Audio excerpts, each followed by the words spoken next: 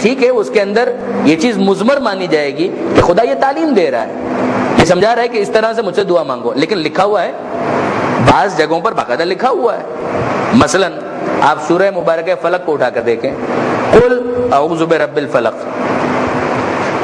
سورہ ناس کو اٹھا کر دیکھیں، قل اعوذ برب الناس. کہہ دو اعوذ، میں پناہ مانگتا ہوں، برب الناس، رب الناس کی پناہ میں آتا ہوں، رب فلق کی پناہ میں آتا ہوں. یہ ہے نا قل، کہہ دیجئے. الحمدللہ رب العالمین، اس سے پہلے ہے بسم اللہ الرحمن الرحیم، اللہ کے نام سے جو رحمان رحیم ہے. عربی قواعد کے اعتبار سے یہ جو با ہے نا، اس با کو کوئی متعلق چاہیے کہ جس سے یہ تعلق پیدا کرے. ان دا نیم آف اللہ the beneficent the merciful. In the name of اللہ، ان دا نیم آف اللہ واٹ، کیا کرتا ہوں میں اللہ کے نام سے. یعنی اگر آپ اس کا ترجمہ دیکھیں تو آپ کہتے ہیں کہ شروع کرتا ہوں اللہ کے نام سے. یہ شروع کرتا ہوں وہاں پہ لکھا ہوا نہیں ہے. مدد لیتے ہوئے اللہ کے نام سے جو رحمان رحیم، یہ مدد لکھا ہوا نہیں ہے وہاں پر. یہ متعلق ہے کہ جسے یہاں پر مفروض مانا گیا ہے، کہ ایزیوم کیا گیا ہے کہ یہاں پر ہے. یہ عربی میں ہوتا ہے. اس میں تو با جو ہے وہ حرف جر ہے، وہ چاہتا ہے ایک متعلق کہ جس کے اس کا تعلق پیدا ہو. واضح ہو رہی ہے بات؟ اب یہ متعلق کون ہے کہ جس سے اس کا تعلق پیدا ہو؟ تو کہا کہ بھائی اس کا مطلب یہی ہے کہ شروع کرتا ہوں اللہ کے نام سے جو رحمان رحیم ہے.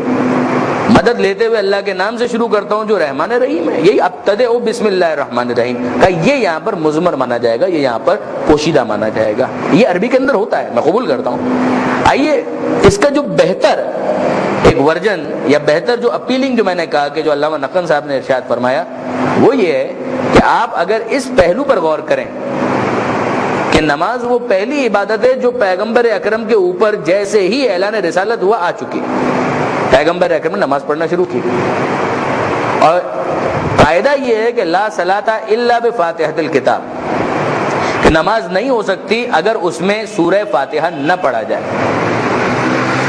ایک چیز آپ نے محسوس کی، لا صلاۃ الا بفاتحۃ الکتاب، یعنی آپ اس آرگومنٹ کو ذرا انڈرسٹینڈ کیجئے گا. نمبر ایک، نماز پہلی عبادت، ابتدائی عبادت، وہی کے ساتھ ہی ایک طرح سے پیغمبر اکرم پر یہ عبادت آ گئی، پیغمبر کو نماز پڑھنی. قاعدہ یہ ہے کہ لا صلاۃ الا بفاتحۃ الکتاب، نماز فاتحہ کتاب کے بغیر نہیں ہو سکتی. اس کا نتیجہ یہ ہے کہ سورہ فاتحہ کو ابتدا میں نازل ہونا چاہیے، اس کو ابتدا میں نازل ہونا چاہیے، اس لیے کہ نماز نامکمل ہو جائے گی. نمبر 4، پہلی وحی جو نازل ہو رہی ہے اس کے الفاظ کیا ہیں؟ اقرا بسم ربک الذی خلق، پڑھیے اپنے رب کے نام سے جس نے پیدا کیا. تو یہ تو پروردگار نے کہا کہ پڑھیے، مگر کیا پڑھیے یہ تو نہیں بتایا. توجہ ہے آپ کی؟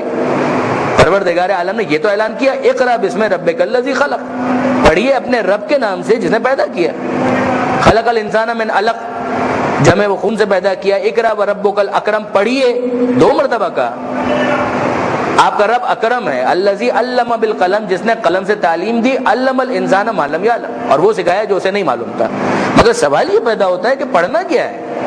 یہ 5 آیتیں یہاں پر تو مکمل ہو گئیں. اب اس کے بعد سوال یہ پیدا ہوتا ہے کہ پڑھنا کیا ہے؟ وہ پروردگار عالم نے یہ تو نہیں بتایا. اقرا بسم ربک الذی خلق، پڑھیے اپنے رب کے نام سے، کیا پڑھنا ہے؟ یہ بڑا منطقی سوال ہے جو پیدا ہوتا ہے. اب اس کے بعد اگر آپ اس سورے کو رکھیں، پڑھیے اپنے رب کے نام سے جس نے پیدا کیا، کیا پڑھیے؟ بسم اللہ الرحمن الرحیم، اللہ کے نام سے جو رحمان ہے رحیم ہے. الحمدللہ رب العالمین، تمام تعریفیں اللہ کے لیے جو عالمین کا پالنے والا. یہ پڑھیے. الرحمن الرحیم، وہ رحمان ہے وہ رحیم ہے. مالک یوم الدین، اور وہ یوم جزا کا مالک ہے. یہ پڑھیے. ایاک نعبد و ایاک نستعین، اے خدا میں ہم تیری ہی عبادت کرتے ہیں اور تجھی سے مدد چاہتے ہیں. یہ پڑھیے. اہدنا الصراط المستقیم، سیدھی راہ پر ثابت قدم رکھ. صراط الذین انعمت علیہم، ان کا راستہ جن پر تیری نعمتیں نازل ہوئی، ان کا راستہ نہیں چاہیے کہ جن پر تیرا غضب نازل ہوا، نہ گمراہوں کی راہ. تو اگر آپ اس رب کو محسوس کریں تو یہ نقطہ واقعاً بہت جالب، بڑا اپیلنگ اور بڑا ہی اٹریکٹیو ہے کہ سورہ مبارکہ علق کی ابتدائی 5 آیتوں کا سورہ مبارکہ فاتحہ کے ساتھ ایک ربط ہے، کہ جہاں اقرا کہا گیا اس اقرا کے ساتھ اس سورے کو رکھا گیا کہ حبیب جو پڑھنے کا کہا جا رہا ہے وہ یہ ہے سورہ مبارکہ فاتحہ. یعنی اب یہ اوپننگ ہو رہی ہے، اس افتتاح کو پڑھیے کہ جس کے ذریعے سے قرآن مجید کا مقدمہ سمجھایا جا رہا ہے. پھر اس کے بعد پورا قرآن اسی مقدمہ قرآن کی گویا تشریح ہے کہ جو اس کے اندر کہا جا رہا ہے اس کی تشریح آ رہی ہے باقی پورے قرآن مجید کے اندر. اسی لیے اسے کہا گیا ام القرآن، ام الکتاب، کہ یہ کتاب کا مرکز ہے، کتاب کی ماں ہے، کتاب کا محور ہے.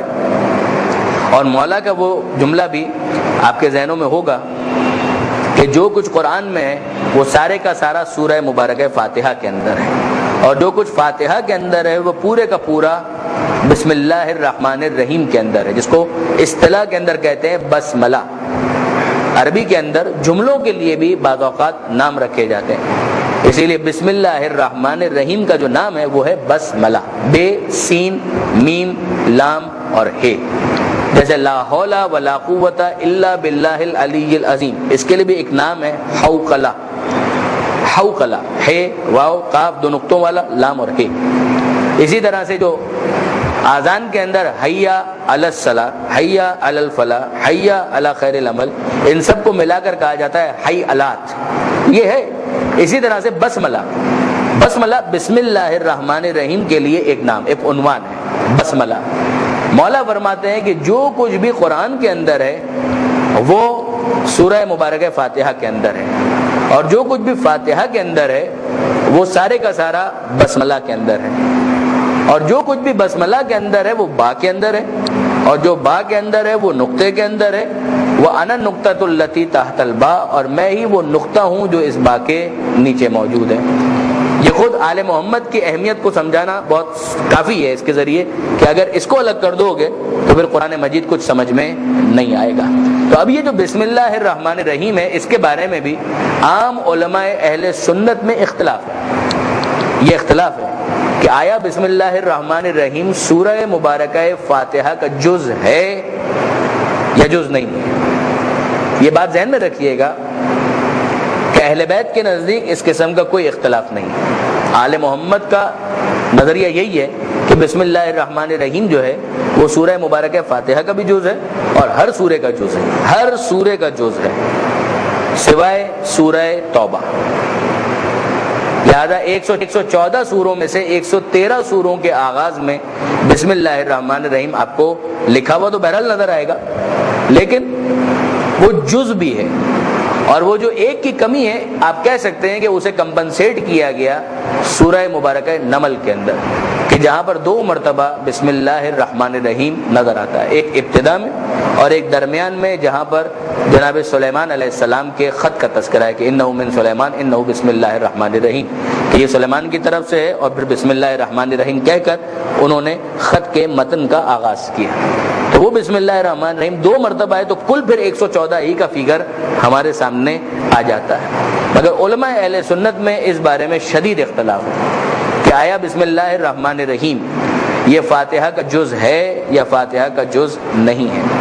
امام شافعی اس بات کے قائل ہیں، امام شافعی اس بات کے قائل ہیں کہ بسم اللہ الرحمن الرحیم جز ہے، باقی امام ابو حنیفہ وغیرہ اس بات کے قائل نہیں ہیں. اب آپ اس بارے میں غور کریں تو انسان کبھی کبھی کانپ جاتا ہے کہ اس کا مطلب کیا ہے کہ بسم اللہ کے جزء سورہ فاتحہ ہونے نہ ہونے کے بارے میں اختلاف ہے. کیا مطلب ہے اس کا؟ یعنی اگر نہیں ہے تو اس کا مطلب کیا ہے؟ تاکہ وہ کہتے ہیں برکت کے لیے رکھا ہوا ہے، تو برکت کے لیے پھر پڑھا جاتا ہے. اگر جز ہے تو بات ختم، اگر جز نہیں ہے تو پھر اس کو وہاں پہ لکھنے کا کیا مطلب ہے؟ کہا برکت کے لیے. مگر میں اس کو پروردگار عالم کی وہ حفاظت سمجھتا ہوں جو پروردگار نے اعلان کیا تھا کہ انا نحن نزلنا الذکر و انا لہ لحافظون، حفاظت تو ہم کریں گے. تو چاہے وہ اکیڈمک بحث کے اندر وہ کہتے رہیں کہ حصہ ہے یا حصہ نہیں ہے، پریکٹیکلی اگر قرآن چھپے گا تو بسم اللہ الرحمن الرحیم وہاں پر ضرور موجود ہوگا، اور جہاں پر نہیں ہے تو وہاں پر نہیں ہوگا. جیسے سورہ مبارکہ براءت یا توبہ اس سے پہلے نہیں ہے. تو یہ اپنی جگہ بحثیں کرتے رہیں، مگر جب چھاپیں گے تو مجبور ہو جائیں گے کہ جہاں بسم اللہ جز ہے وہاں پر بسم اللہ نظر آئے. یہاں پر میں ایک اور بات کی طرف بھی متوجہ کرنا چاہوں گا آپ دوستوں کو کہ آیتوں کی تعداد کی جو گنتی ہے اس میں اس کی وجہ سے فرق آئے گا. متن میں تو کوئی فرق نہیں آیا، وہ تو لکھا ہوا ہے وہاں پر، مگر تعداد میں جو کاؤنٹنگ کرنے کا جو معاملہ ہے اس میں فرق آئے گا. یعنی اب سورہ مبارکہ فاتحہ کا تو مسئلہ یہ ہے کہ طے ہے کہ اس کی 7 آیتیں ہیں، لہذا برادران اہل سنت کے اندر جو قائل ہیں یا قائل نہیں ہے، وہ بہرحال وہ 7 کی عدد کو تو پورا کرتے ہیں کسی نہ کسی طریقے سے. وہ کہتے ہیں نہیں یہاں پر، اس لیے کہ جملوں کی تو پابندی نہیں ہے، اس لیے وہ اس کو کسی نہ کسی طریقے سے پورا کرتے ہیں کھینچ تان کر. لیکن اب سورہ مبارکہ بقرہ ہے، 286 آیتیں پلس 1 بسم اللہ الرحمن الرحیم، تو ٹوٹل آیتیں کتنی ہوئی؟ 287 ہوئی یا 286 ہوئی؟ اس اعتبار سے اگر آپ دیکھیں تو علماء تشیع اس بات کے قائل ہیں کہ یہ 287 ہے، 286 نہیں ہے، اس لیے کہ بسم اللہ حصہ ہے. اور اسی ترتیب سے اگر آپ انوار النجف جو علامہ حسین بخش جاڑا صاحب کی تفسیر ہے، اگر آپ اس کو دیکھیں گے تو وہ ہر جگہ پر بسم اللہ الرحمن الرحیم کو ایک آیت باقاعدہ نمبر کے ساتھ کاؤنٹ کرتے ہیں، لہذا وہاں پر آپ کو نمبروں کا یہ فرق محسوس ہوگا. لیکن عام جو روش ہے اس کے اندر آپ کو یہ فرق محسوس نہیں ہوگا. اس کے اندر آپ یوں کہیے کہ رواداری کا مظاہرہ کیا گیا. تو ٹھیک ہے، ہمارا نظریہ جو ہے وہ سب کو معلوم ہے کہ بسم اللہ الرحمن الرحیم کو ہم حصہ مانتے ہیں، جز مانتے ہیں. اس کے بعد عدد جس طریقے سے چل رہے ہیں اسی طریقے سے چلنے دیں، اس کے اوپر کوئی خاص اصرار نہیں ہے. لہذا جب ریفرنس دیا جاتا ہے تو عام طور پر پھر اسی طریقے سے ریفرنس دیا جاتا ہے جو عام روش ہے اسی کے مطابق، کہ سورہ بقرہ کو 286 آیت مان کر وہ جو بسم اللہ الرحمن الرحیم کے آخر میں جو گول ہے اس کے اوپر پھر آپ کو عدد عام طور پر نظر نہیں آئے گا. سورہ فاتحہ کا تو پھر میں نہیں کہتا، مگر بقرہ، آل عمران، نساء، مائدہ، انعام، انفال، اعراف، توبہ، یوسف، یونس، ابراہیم وغیرہ کہیں پر آپ کو نظر نہیں آئے گا. لیکن اصولی طور پر وہ ایک آیت کا اسٹیٹس رکھتے ہیں اور وہ وہاں پر موجود ہونا یہ پروردگار عالم کی حفاظت کا جو وعدہ تھا گویا اس کو پروردگار عالم نے پورا کیا. تو اب یہاں تک ہماری بات پہنچی کہ یہ جو اقرا بسم ربک الذی خلق، ایک قول کے مطابق کہ اس کا یہ ربط بنتا ہے کہ جو خدا نے حکم دیا تھا کہ حبیب پڑھیے اپنے رب کے نام سے، تو بسم اللہ الرحمن الرحیم کہہ کر گویا پیغمبر اکرم نے پھر اس کے بعد سورہ مبارکہ فاتحہ کی تلاوت کی کہ بسم اللہ الرحمن الرحیم، کہ میں پڑھتا ہوں اقرأ بسم اللہ الرحمن الرحیم، اللہ کے نام سے جو رحمان ہے رحیم ہے. اور اس کے بعد پھر یہ ہمارے سامنے حدیث آ گئی پیغمبر اکرم کی ختمی مرتبت احمد مجتبی محمد مصطفیٰ صلی اللہ علیہ وآلہ وسلم،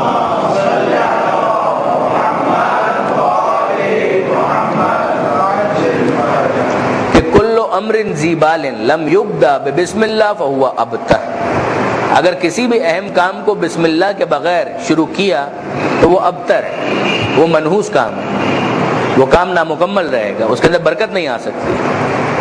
اچھا اب آپ دیکھیے اس کے اندر علامہ طالب جوہری صاحب نے اپنی تفسیر احسن الحدیث کے اندر ایک بہت پیارا، اور صرف علامہ نے نہیں دوسرے علماء نے بھی اس نقطے کو لکھا ہے، مگر علامہ نے تھوڑی وسعت کے ساتھ، وضاحت کے ساتھ، تفصیل کے ساتھ لکھا ہے کہ یہ کتنی اچھی تربیت ہے جو پروردگار عالم نے اپنے بندوں کی ہے.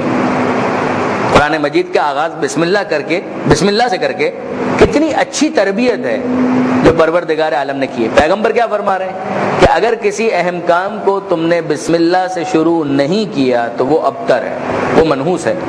تو ایک تو انسان کی عادت بنے گی کہ وہ بسم اللہ الرحمن الرحیم کہہ کر اپنے کام کا آغاز کرے، ٹھیک ہے. لیکن اب اس کے بعد دوسرا مرحلہ جو قول اور فعل ہے اس کے اندر مطابقت ہونی چاہیے. کیا مطلب ہوا؟ اگر آپ مجلس اعضاء میں جا رہے ہیں تو 3 پیس سوٹ پہن کر نہیں جائیں گے، 3 پیس سوٹ پہن کر انسان جا رہا ہے. خواتین کے کیس میں میں کہوں کہ مثلا ساڑیاں پہن کر اور جیولری پہن کر اور نئی نئی چیزیں پہن کر ہو جائے گی مجلس اعضاء کے اندر. اب آج کل اگر ایسا کچھ ہو گیا ہو تو میں نہیں کہہ سکتا، ویسے جنرلی اسپیکنگ کب مطابقت نہیں ہے. میں مجلس اعضاء میں اگر کوئی جا رہا ہے، جنازے کے اندر کوئی جا رہا ہے، تو یہ کوئی شوشہ کا ٹائم تو نہیں ہے، موقع تو نہیں ہے کہ انسان اس کا مظاہرہ کرے. اچھا آپ فرض کیجئے کوئی شادی کی تقریب ہے یا 17 ربیع الاول کا جشن ہو رہا ہے یا 13 رجب کی محفل ہے اور اس کے اندر کوئی کالا لباس پہن کر آ جائے تو کوئی تک تو نہیں ہے، یعنی یہ غم کی مجلس تو نہیں ہو رہی ہے، اس وقت خوشی منائی جا رہی ہے. تو جب خوشی کا موقع ہے تو اس وقت کالا لباس کا معقول نہیں ہے. اسی طریقے سے اگر غم کی محفل ہے تو خوشی کا لباس وہ معقول نہیں ہے. تو یہ جو آدمی کا جو فعل ہے اس کے اندر مطابقت ہونی چاہیے اس محفل کی مناسبت سے. اسی طرح سے انسان کے قول اور اس کے فعل میں بھی مطابقت ہونی چاہیے. کیا مطلب ہوا؟ اب جب انسان کی عادت ہو جائے کہ اللہ کے نام سے شروع کرنا ہے تو کیا وہ کوئی گناہ کا کام کر سکتا ہے؟ اس لیے کہ اگر وہ کوئی غلط کام کرنے جا رہا ہے تو عادت تو ہے بسم اللہ الرحمن الرحیم کہنے کی. تو پانی پینے سے پہلے تو بسم اللہ آپ پڑھ سکتے ہیں، کیا شراب پینے سے پہلے پڑھ سکتے ہیں؟ ناممکن ہے کہ انسان شراب پینے سے پہلے